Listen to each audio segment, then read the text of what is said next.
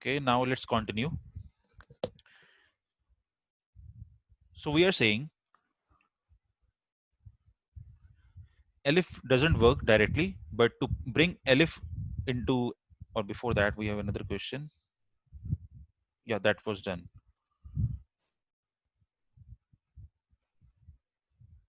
Okay.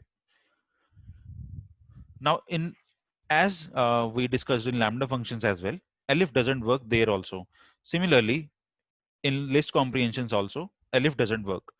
But to take elif into function action, we can do the similar thing that we discussed in the lambda functions. So let's see how we can do that.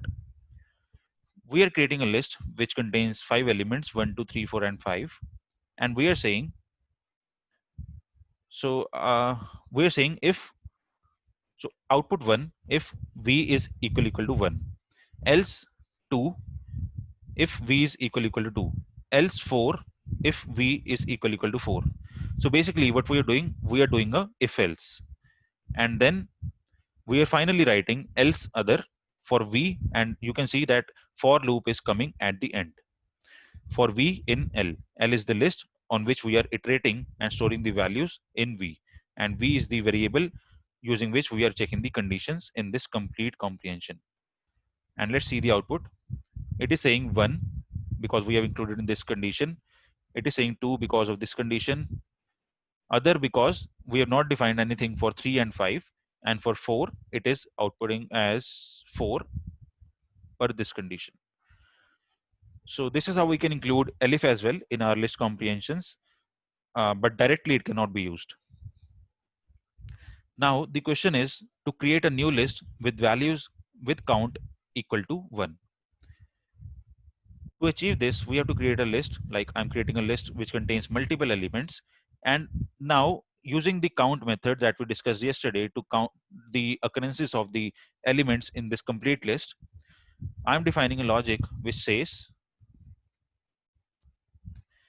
I'm creating a final new list, and the list comprehension says I for I in L. Basically, I'm iterating through each element of this list, and then in this program, I'm not going to use else condition. That's why if condition is coming after for loop, and we are checking if L dot count, which means to check the count of occurrences of I in this list L is equal to 1. I'm checking if the occurrence is equal to 1, then only output it to new. So let's check what are the values for which occurrences are just 1. So number 1, we have number 5 and 9, I guess. So we have 6 also. So 1, 5, 6, and 9 are the elements which have occurrences equal to 1. And now the next program is create a new list with values with count equal to 1. So the same program, just give me a minute. I think this is the same program. I have included it twice. Yep, it is same. So I can remove it. Okay, that ends our list comprehensions. If there are any questions, we can take that. Otherwise, we can proceed to dictionary comprehensions.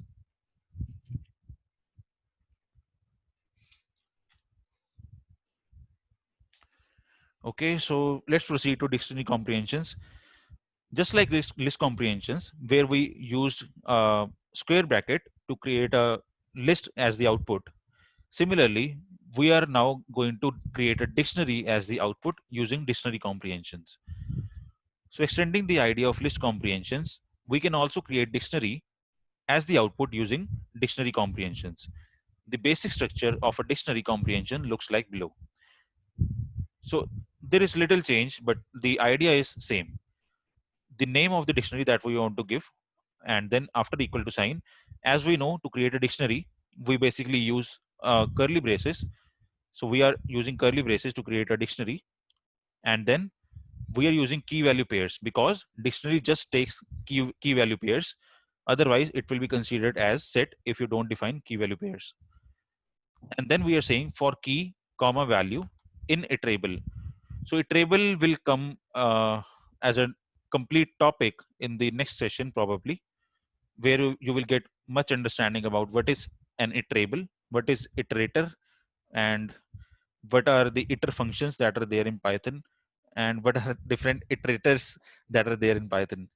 So there are multiple things about iterables and iterators that can be confusing as well. But yeah, that is also an important topic to understand, on which basically elements we can, or which objects we can iterate. So we can like skip this syntax and jump into the examples directly. So I'm going to create a output dictionary which will take odd numbers as input from given list and will find the square of each number. So there are two requirements in this program. First of all, take out all the odd numbers from the input list and then find the square of each number, which means odd numbers. To achieve this, first of all, I'm defining a new list which contains multiple values, and then I'm creating an empty dictionary. So basically, this is a traditional, or you can say conventional approach.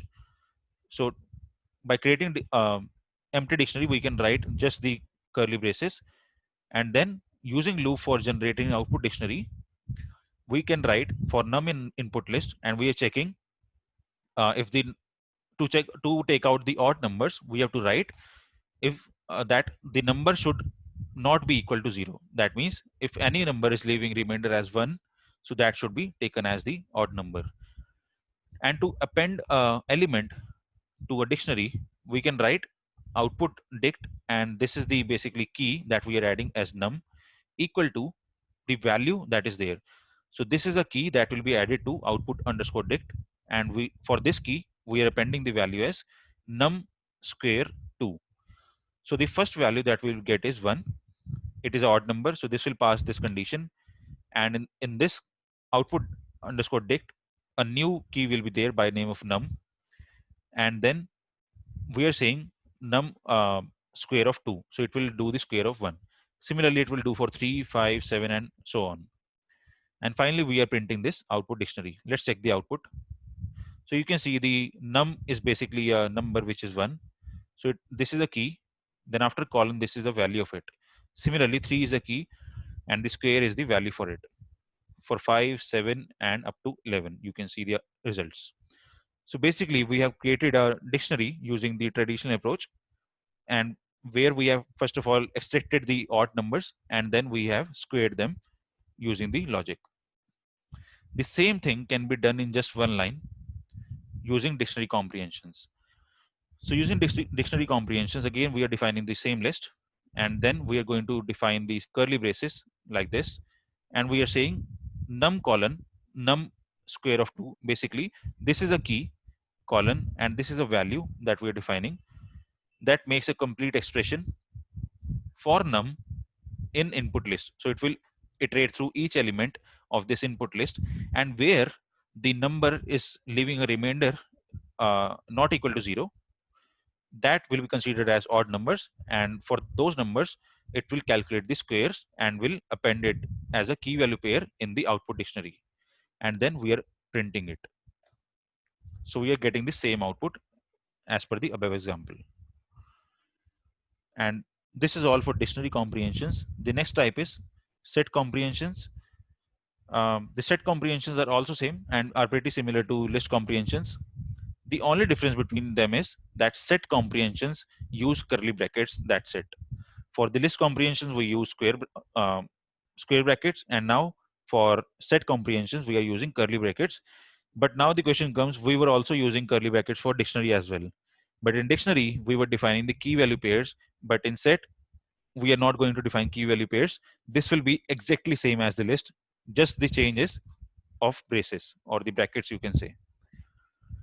Again, the traditional method to find out the even numbers from a list and store in a set, we are defining a complete list. And the important property of a set that we already know is it basically keeps the unique values and removes the duplicate values from the set. So in this list, we have duplicate values as well. And to create an empty set, you cannot just write curly braces like this. So it will basically create an empty dictionary. To create an empty set, you have to write something like this: set and then empty circular brackets. This will create an empty set. So the set name is output set now, And using loop for generating output set, we are running for I in input list, which means it will iterate through each element of this input list. And then we are writing if num modulus 2 equal to 0, which means we are checking if it is leaving any remainder or not. So where it is not leaving any remainder, those even elements will be added to this set. So there is a method of set which is add that we discussed yesterday. So using this method, we are appending or adding the element which is num, which means the even number, to this output set. So now output set will have all the even numbers, and finally we are printing it. But in the list, we can see that 4 is coming twice, 6 is coming thrice, similarly 8 is coming just once. So in the output, we will just get 2, 4, 6, and 8. So it will remove the duplicacy of the elements. And now the above question can be done using set comprehensions. We are defining the same list, and the logic is using the curly braces. Now we are not defining the key value pairs. Now we are defining num for num in input list if num modulus 2 is equal to 0. The inside logic is exactly same, just like list. If you just change the brackets, it will basically create a list, and if you use curly braces, it will create a set. That's it. That's the only change. And just printing it, we are getting the same output. Now coming to end of this topic, which is generator comprehensions.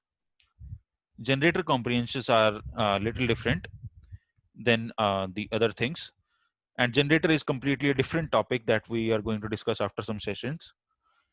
Generator comprehensions are also very similar to list comprehensions. One difference between them is that generator comprehensions use circular brackets, whereas list comprehension use square brackets. But the major difference between them is that generators don't allocate memory in the whole list. Instead, they generate each value one by one, which is why they are memory efficient. That's why in some of the programs, we use generators instead of lists, because those are lists take permanent memory in our program, but generator basically don't allocate the memory permanently. It just takes or allocate the memory by each element of the iteration. Let's understand just the overview of generator for now, but this will be a complete topic later. To use generator comprehensions, again, we are defining a complete list, and then we are basically creating a generator comprehension using this curly braces. Sorry, not curly braces, sorry, circular brackets. If you define it curly braces, it will create a set. If you define square brackets, it will create a list comprehension. And if you're using circle brackets, it will create generator comprehension, but the inside logic will be exactly same. We are saying var for var in input list if var modulus 2 by equal to 0, and that will be stored in a output gen. And previously we have already seen that once we were using the square brackets, the output gen was created as a list. But here we will see that the output gen will be created as a generator object. And then we cannot print a generator object directly. Like if I create a list using this, I can also create a list right away. To show the difference, this is output list, and we are using square brackets, and we can also do the output of this. Okay. And to check the type of both of them, we can also write type of output gen and type of output list. Now we will get the difference, like what are list and what are generator objects. For now, I can comment these two lines. If I run this, you can see that the generator object is not printing anything, and it belongs to class generator. However, when I'm printing the list using the same logic, it is listing down all the elements that have been stored as the output, and this belongs to class list.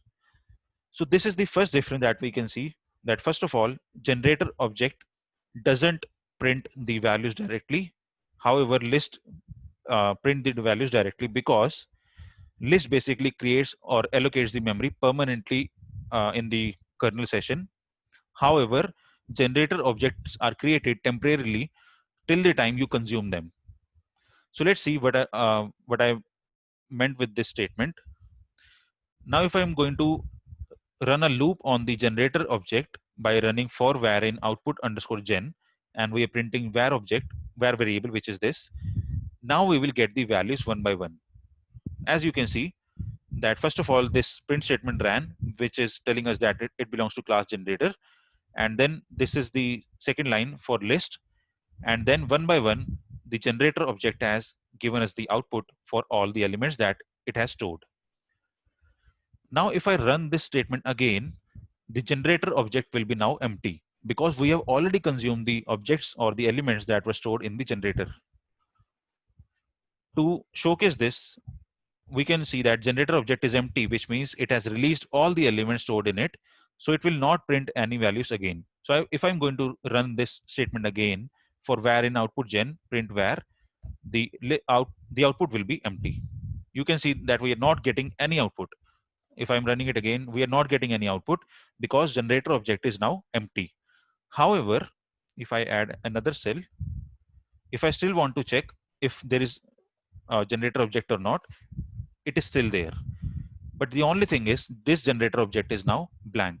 This doesn't allocate any memory to the kernel session.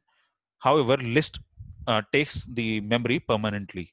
So this is why generators are somewhere very efficient to work with, where you don't want to create a list or the tuples permanently. So you can then, in those scenarios, you can use generator objects. So again, this will be another topic in the later sessions. But for now, I think you now have a fair understanding how to use comprehensions and how to create list comprehensions, set comprehensions, dictionary comprehensions, and finally generator comprehensions.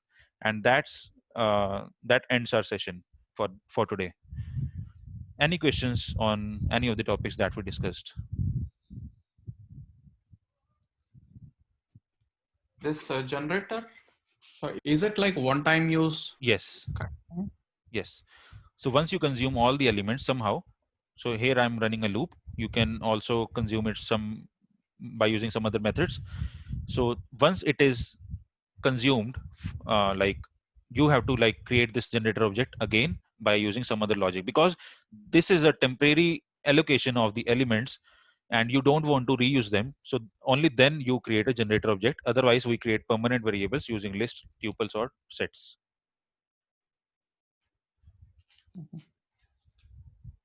And can I understand it this way? Like it's a function which doesn't have return uh, value. It has a return value. That's why it is returning us the values one by one. However, first of all, let me like explain it in some other words. So first of all, if you are considering it as a function, that can be like taken as a wrong statement. But yes, if you're considering it, then there is a return statement. But once the return statement has returned all the values from the function, so then it will clean up the memory and you have to create the generator object again. So I think this is the Mm, better statement that I can explain. okay. So maybe there is some logic behind this generator objects, that once the objects has been consumed by this generator object, then clean up the memory for this generator and then reassign the values from the very beginning.